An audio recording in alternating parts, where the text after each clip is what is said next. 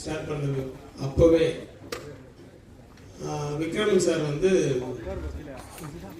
ஒரு கதை நான் கேட்டேன், அது நீங்கள் கேளுங்க அப்படின்னாரு. அதுக்கு என்ன காரணம்னா, சின்ன வயசுலேருந்து நான் வந்து கனிஷ்காவை பார்த்துருக்கேன். அவங்க வீட்டுக்கு போகும்போதெல்லாம், சாரை பார்க்க போகும்போது, ஃபங்க்ஷனுக்கு போகும்போதெல்லாம் பார்த்துருக்கேன். அப்போ பையன் சும்மா குழுன்னு சுட்டியாக இருப்பான். அவன் இன்ட்ரோடியூஸ் பண்ணிட்டு, சார் நல்லா படிப்பான், டபுள் ப்ரொமோஷன்லாம் வாங்கியிருக்கான் அப்படின்லாம் சொன்னார். அதுக்கப்புறம் ஒரு ஸ்டேஜில் வந்து பார்க்கும்போது நல்லா வளர்ந்துட்டேன். என்னப்பா ஹீரோ மாதிரி ஆகிடுது. ஆமாம் சார், நடிக்கணும்னு ஆசைப்பட்றான், நீங்கள் ரவிக்கு நீங்கள் தான் உங்கள் படத்தில் இன்ட்ரோடியூஸ் பண்ணணும் அப்படின்னாரு. அப்போ சும்மா ஏதோ சும்மா சொன்னது தான். ஆனால் அது வந்து பல வருடங்கள் கழித்து இது நடக்கணும்னு இருக்கு, நடந்திருக்கு. அப்போது விக்ரம் சார் வந்து ஒரு கதை கேளுங்கன்னு நினச்சாரு. அவர் வந்தார். அப்போ அந்த கோவிட் பீரியட் ஆரம்பிச்சது. கிட்டத்தட்ட 1.5 வருஷம் என் ஆஃபீஸில் உட்காந்து அவங்க அசிஸ்டன்ஸு, நம்ம அசிஸ்டன்ஸ்